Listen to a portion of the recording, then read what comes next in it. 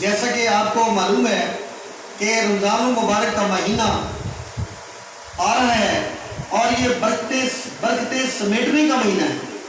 تو اس مہینے میں وزیر اعظم پاکستان سے یہ بات کرنے جا رہا ہوں جو آج سے پہلے کسی فورم پر بات نہیں کی. ہو سکتا ہے کہ کسی نے اس کے بارے میں بات کی ہو لیکن اس پر عملی جوان نہیں پھیلایا گیا. مہنگائی کا رونا روتے ہوئے جب سے پاکستان بنا ہے ہماری عمر 70 سال تک جا رہی ہے اور پاکستان کی عمر بھی تقریباً اتنی ہے. اس کے باوجود کسی نے بھی مہنگائی کے بارے میں کوئی نہیں سوچا کہ مہنگائی کس طرح کم ہوگی. جناب علی، سب سے پہلے میں گزارش کروں گا کہ ذخیرہ اندوزی غریب آدمی نہیں کر سکتا.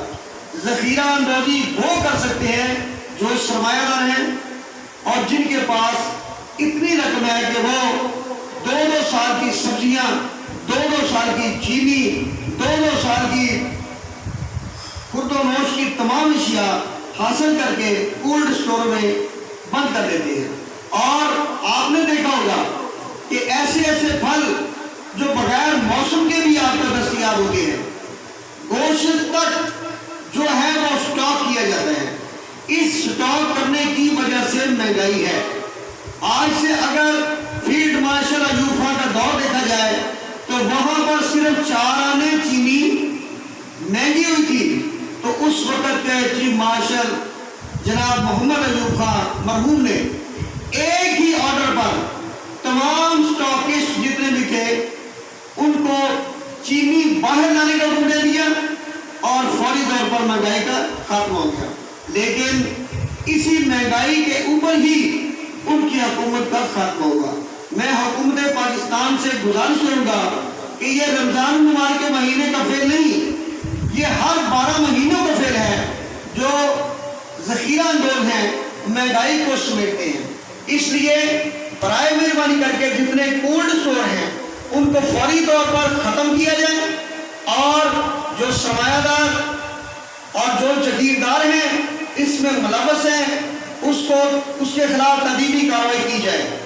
اور وہ سرمایہ دار جو پرچون فروش اور وہ لوگ جو گندم منڈیوں میں بیٹھے ہوئے ہیں، وہ لوگ جو سبز منڈیوں میں بیٹھے ہوئے ہیں، وہ لوگ جو فروٹ منڈیوں میں بیٹھے ہوئے ہیں، بڑے بڑے سٹور میں اپنی سبزیاں اور گوشت تک وہ وہاں رکھتے ہیں کہ ہم کم از کم جو مہنگائی ہونے کے بعد اس کو فروخت کریں گے.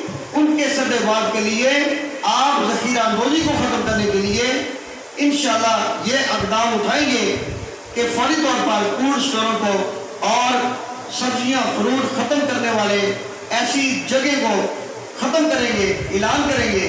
اور ان کے لیے آپ ڈپٹی کمشنر اور ان کے لیے آپ ایس پی صاحبان، ان کے لیے آپ ایس ایچ او صاحبان کو حکم جاری کریں گے کہ یہ فوری طور پر ایسا اقدام کریں. اور انشاءاللہ کسی بازار لگانے کی ضرورت نہیں ہے کہ یہ سستا بازار ہے، یہ مہنگا بازار ہے، یہاں کون سی چیزیں بکتی ہیں.